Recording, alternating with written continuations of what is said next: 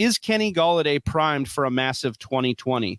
Right here. Yep. Or start preseason. All right, moving on. We're going to talk a little bit about one of Johnny's favorite wide receivers and should be one of Whisper Nation's favorite wide receiver. We're going to talk about Kenny Golladay, Johnny, here. We were cruising around on Reddit and we see the headline, which comes from a Roto World article written by Ian Hartitz. And it says, is Kenny Golladay primed for a massive 2020? I read this article. I thought it was fantastic. Johnny, we'll get into some of the nuts and bolts of that. But I think people don't realize how good Kenny G was last year. So what is the fantasy football outlook for Kenny Golladay? I would bet that Kenny G is probably the cheapest top 10 wide receiver that you can acquire right now in Dynasty.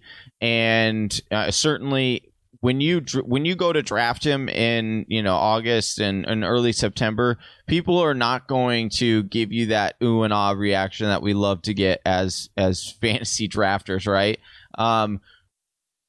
Kenny G doesn't pop up. Like I for the longest time, I'm looking at these, doing mock drafts and stuff, and I'm like, Kenny G, why is he going so high? Like I was even caught up in it, right? Like I was like, there's no way he should be going this high. And then once I started diving into, what he did last year, Travis, 116 targets, 65 receptions for just under 1,200 yards and 11 touchdowns. But he had 25% of the market share for the Detroit Lions. Yeah, I understand people are going to say, oh, Marvin Jones is coming back. And Marvin Jones is he was 1,000 yards receiver. If you go and accumulate the last 16 games that he's played, he's over 1,000 yards receiver. And, Travis and our boy Summy over there they loved him. They loved Marvin Jones. Said, oh, ignore Kenny G. Go with Marvin. He's a better value. But what did Kenny G? Kenny G ended up finishing as the wide receiver 5 last year, Travis. That is such a surprise. That is such a surprise to a lot of people, including myself. I didn't think he finished that high. But he had 37 deep targets, number 1 in the league. He's getting I'm blanking on Matthew Stafford back. What's not to like about Kenny G? Yeah, I think the big thing, and Ian got on this in his article on rotoworld.com. You guys should check it out. It's a great article. But he talked about the 36 deep ball targets that Johnny mentioned. Pro Football Focus had him as the league high last year. Yeah. But I think he also got into what we're talking Julio about. Was at number 2. Julio had 31. Yeah, and there's some stuff here to make the case versus Marvin Jones, right? There's definitely some. If you look at since 2017, Galladay's played in 42 games. Jones has played in 38.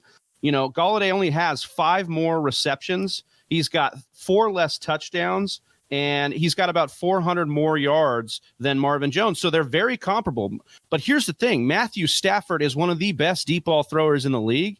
Yes, he was only in 8 games last year. Yes, he had a back injury. But the point that Ian likes to make here, and I think it's a great one, is that since 2014, wide receivers have understandably averaged more PPR and on red zone and deep ball targets, meaning targets down the field. And who throws better than Matt Stafford? I mean, not a lot of people throwing down the field. And this offense is going to be efficient again because, they get Stefanski in. Stafford. Or sorry, they don't get Stefanski. No, sorry, Darrell Bevel.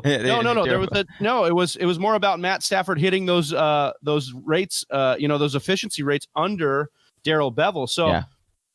I think that you're sleeping on the Lions. Look, I've been on this show and talked a little crap on the Lions. I will admit it.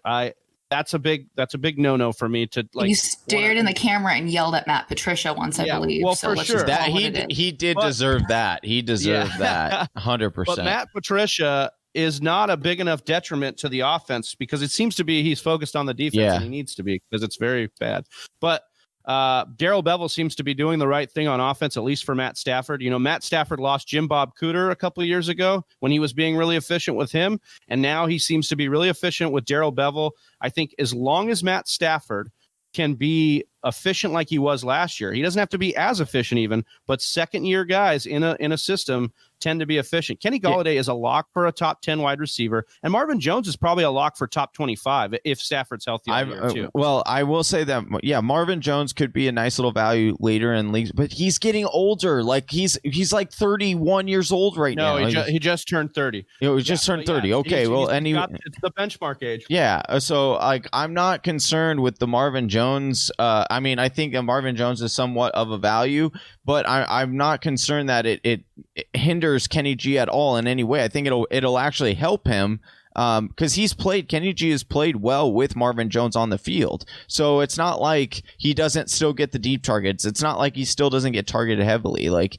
he's still going to get that. And so, like I said, I think that Kenny G, I think a lot of people think Kenny G might have hit his ceiling, and that's why he's going, where he's going, and why people aren't, super excited about taking him where he is, because I think that they're like, oh, well, he's hit his ceiling. I think Kenny G could be a top 3 wide receiver in this league, and it could be this year. Oh, yeah. I mean, he was hella close last year on only 8 games out of Matt Stafford. Yeah. So I don't think that's a wild accusation. I think right where he's at, though, he's a nice value in the 3rd round. You could pick him up after taking a couple running backs and be sitting there with a for sure top 10 wide receiver. I think that's great.